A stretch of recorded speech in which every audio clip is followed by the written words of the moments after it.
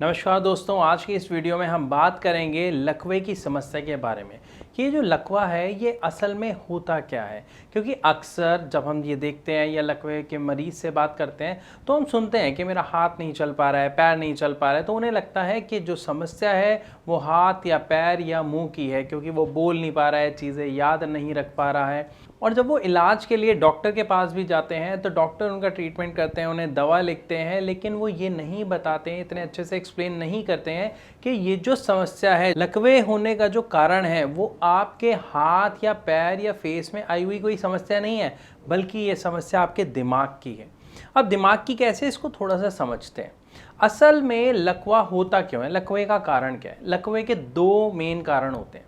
सबसे पहला होता है खून में थक्का बन जाना, क्योंकि जब खून में थक्का बन जाता है और वो थक्का या स्ट्रोक आपके दिमाग की किसी नस में जाके फंस जाता है, जिसकी वजह से प्रॉपर ब्लड सर्कुलेशन नहीं हो पाता है, या ये कहा जाए कि जो हमारा दिमाग है, जो उसका काम है कि पूरे शरीर को कमांड देना, जैसे अभी मैं बोल रहा हूँ, बोलने की कमांड देना, हाथ हिलाना, जेस्चर्स, ये सब काम जो है हमारा दिमाग करता है और वही हमारे पूरे शरीर को इन्फॉर्मेशन देता है, ये हम सब जानते हैं। लेकिन उस थक्के की वजह से ये इन्फॉर्मेशन सप्लाई नहीं हो पाती है, ये रुक जाती है, जिसकी वजह से पैरालिसिस होता है। अगर हम बात करें इसके दूसरे कारण की, तो दूसरा होता है ब्रेन हैमरेज, मतलब जो हमारी दिमाग की नसें हैं उनमें से किसी एक नस का फट जाना, क्योंकि जब वो नस फट जाती है उसके कारण भी पैरालिसिस होता है। लेकिन यहाँ पे सवाल ये उठता है कि ये जो थक्का बना खून का या फिर जो नस फटी, ये आखिर हुआ क्यों, ऐसा क्या होता है जिसकी वजह से ये थक्का बनना या नस का फटना जैसे गंभीर समस्या का सामना एक व्यक्ति को करना पड़ता है। देखिए, इसके मुख्य कारणों की बात करें तो सबसे पहला कारण होता है कोलेस्ट्रॉल और शुगर। असल में जब किसी व्यक्ति के शरीर में कोलेस्ट्रॉल बहुत ज़्यादा बढ़ रहा होता है, शुगर की समस्या उसे होती है और वो उस पर ध्यान नहीं देता है, तो उस व्यक्ति का जो ब्लड है वो मोटा होना शुरू हो जाता है, थिक होना शुरू हो जाता है शुगर, ग्लूकोज के कारण, और उसमें थक्के बनने शुरू हो जाते हैं। जब वो थक्का दिमाग की किसी नस में जाके फंस जाता है तो पैरालिसिस का अटैक उस व्यक्ति को आता है। और अगर हम दूसरे कारण की बात करें, नस फटना, तो उसका कारण होता है हाई ब्लड प्रेशर, कि जब किसी व्यक्ति को बहुत समय तक हाई ब्लड प्रेशर बना रहता है, जिसकी वजह से जो ब्लड फ्लो कर रहा है वो बहुत प्रेशर में करता है, और कोलेस्ट्रॉल के कारण जब आपकी किसी नस में ज़्यादा प्रेशर से खून जाता है, जगह कम होती है और वो नस फट जाती है, तो भी पैरालिसिस का अटैक होता है। तो यहाँ पर हमने सबसे पहली चीज़ क्या समझी कि जो पैरालिसिस है, जो लकवा है, उसका जो कारण है वो दो मेन कारण है, स्ट्रोक, खून का थक्का बनना, और दूसरा नस का फट जाना। लेकिन आम तौर पर एक व्यक्ति को जिसको लकवे की समस्या आई है उसे ये नहीं पता होता। उसे लगता है मेरे हाथ पैरों में कोई समस्या आ गई है, मेरे चेहरे में कोई समस्या आ गई है, जो अकड़ गया है, लटक गया है और वो चल नहीं पा रहा है, काम नहीं कर पा रहा है। लेकिन ऐसा नहीं होता। मैं आशा करता हूँ ये बात आपको अच्छे से समझ आ गई। अब ये सारी बातें समझने के बाद हमें समझना होगा कि अगर किसी व्यक्ति को लकवे की शिकायत हुई है तो वो उससे कैसे बाहर निकल सकता है, वो अपने आप को दोबारा कैसे एक सही अवस्था में ला सकता है, अपने शरीर को स्वस्थ बना सकता है। क्योंकि देखिए, ये बात तो बहुत कॉमन है, बहुत श्योर है कि आपने भी कुछ मरीज़ ऐसे ज़रूर देखे होंगे जिन्हें लकवा हुआ, लेकिन कुछ या लगभग साल डेढ़ साल बाद उस व्यक्ति की हालत में काफ़ी सुधार आया और अब वो चलने लग गया, सब कुछ करने लग गया। तो ऐसा होता क्यों है, इसको समझना भी बहुत ज़रूरी है। देखिए, अगर किसी एक व्यक्ति को लकवा हुआ है तो यहाँ पे एक बात आपको समझनी पड़ेगी, वो जो दिमाग की नस में खून का थक्का रुक गया था, जम गया था, उसके कारण दिमाग में जो न्यूरॉन्स होते हैं या जो छोटी छोटी नसें होती हैं, उसका एक भाग जो है वो मर जाता है। तो हमने यहाँ तक कारण के बारे में समझ लिया। अब हमें यहाँ पे समझना होगा कि अगर किसी व्यक्ति को लकवे का अटैक आया है, पैरालिसिस अटैक आया है, तो वो कैसे अपने आप को बचा सकता है, ठीक रख सकता है, या अगर उसे ये समस्या हो गई है तो वो इससे बाहर कैसे निकल सकता है। इसको समझने के लिए हमें दोबारा चलना पड़ेगा उसी पॉइंट पे जो हमारे दिमाग में स्ट्रोक बन जाता है, जो खून का थक्का बन जाता है, जो मैंने आपको बताया था। एक चीज़ पहले आपको एक बहुत अच्छे से समझनी पड़ेगी कि जब आप कि दिमाग में वो जो खून का थक्का जमा हुआ है उसके कारण से दिमाग के एक पर्टिकुलर हिस्से की कार्रवाई बिल्कुल बंद हो जाती है, जिसके कारण दिमाग आगे शरीर को इंफॉर्मेशंस या कमांड्स नहीं भेज पाता है और आपके हाथ पैर चलना बंद हो जाते हैं या अकड़ जाते हैं। तो यहाँ पे बहुत सारे पेशेंट्स का एक सवाल आता है, जब वो भारत होम्योपैथी में आते हैं तो उनका एक सवाल होता है हमारे डॉक्टर से कि डॉक्टर अगर ये थक्का हमारे दिमाग के उस नस से हट जाए तो क्या हमारी तबीयत दोबारा ठीक हो जाएगी। तो देखिए यहाँ पे आपको समझना बहुत ज़रूरी है कि उस थक्के के कारण सबसे पहली बात, वो जो थक्का जमा था वो समय के साथ साथ और ज़्यादा सख्त हो जाता है, वो वहीं पर अटक जाता है। लेकिन अगर हम बात करते हैं कि वो डिल्यूट हो जाता है, वो वहाँ से ख़त्म हो जाता है, तो क्या वो हिस्सा दोबारा काम करने लगेगा? ऐसा बिल्कुल नहीं होगा, क्योंकि जो दिमाग का हिस्सा, जो न्यूरॉन्स उसमें थे जो एक बार मर गए, उसको दोबारा जिंदा नहीं किया जा सकता। तो यहाँ पे अब सवाल उठता है कि अगर उन्हें ठीक नहीं किया जा सकता तो लकवे का मरीज ठीक कैसे होता है। तो देखिए वो ठीक कैसे होता है इसको भी समझाता हूँ। इसको एक एग्जाम्पल के थ्रू समझने की कोशिश करते हैं। अभी हम सब ने देखा, अगर हम बाईपास से आगे चंडीगढ़ साइड जाते हैं, सोनीपत साइड जाते हैं, तो बीच में रास्ता बंद है, ठीक है, वो जो अनशन वगैरह हो रहा है।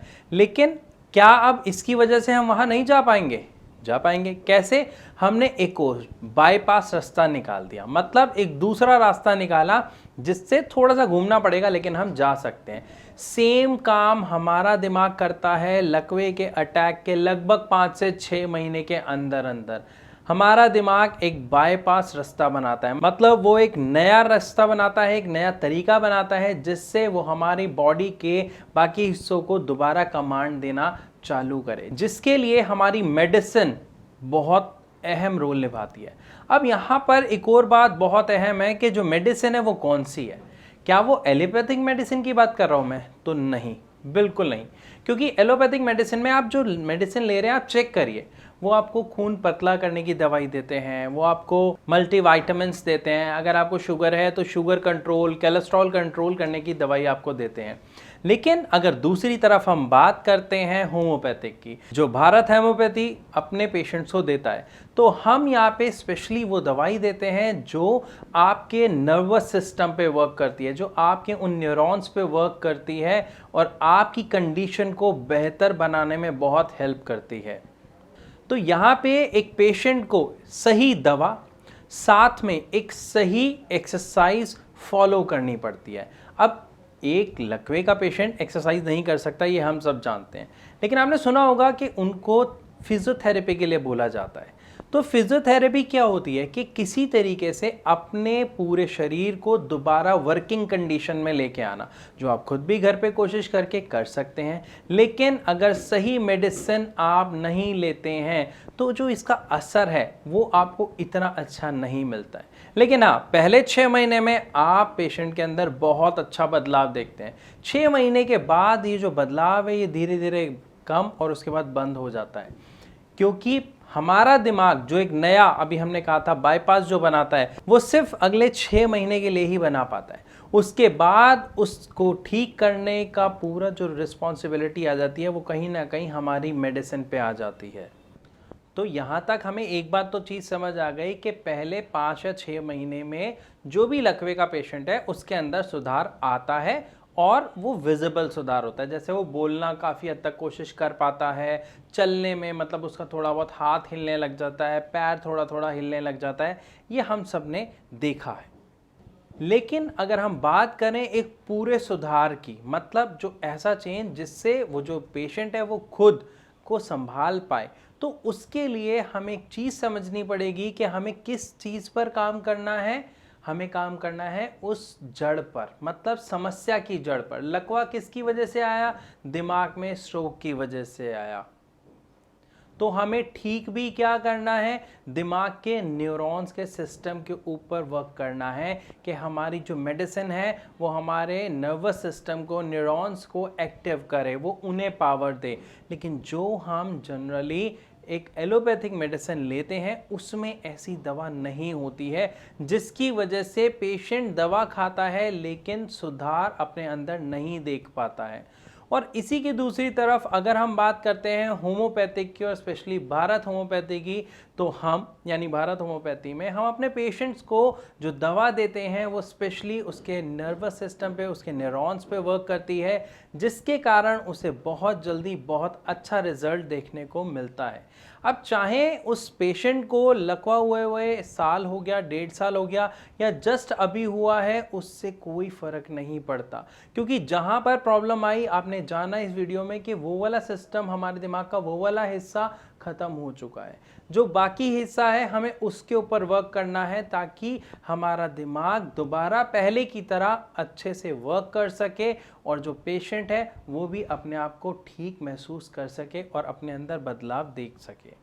तो यहाँ पर मैं आशा करता हूँ कि आपको अच्छे से समझ आया होगा कि लकवे का कारण क्या होता है और हम उसको कैसे ठीक कर सकते हैं, क्या गलतियाँ हम करते हैं और क्या हमें नहीं करना है। लेकिन फिर भी अगर आपके मन में कोई सवाल है या आपके परिवार के किसी सदस्य को लकवे की समस्या है, तो आप नीचे दिए गए नंबर्स पर कॉल करके हमारी डॉक्टर्स की टीम से फ्री ऑफ कॉस्ट परामर्श कर सकते हैं, या फिर आप हमें कमेंट सेक्शन में अपना सवाल लिखकर भी पूछ सकते हैं। तो मैं आशा करता हूँ इस वीडियो से आपको काफ़ी कुछ सीखने को मिला होगा। वीडियो अच्छी लगी तो लाइक और शेयर ज़रूर करें, ताकि जो भी लकवे का पेशेंट है उसे मदद मिल सके। मिलूंगा अपनी अगली वीडियो में, तब तक के लिए नमस्कार।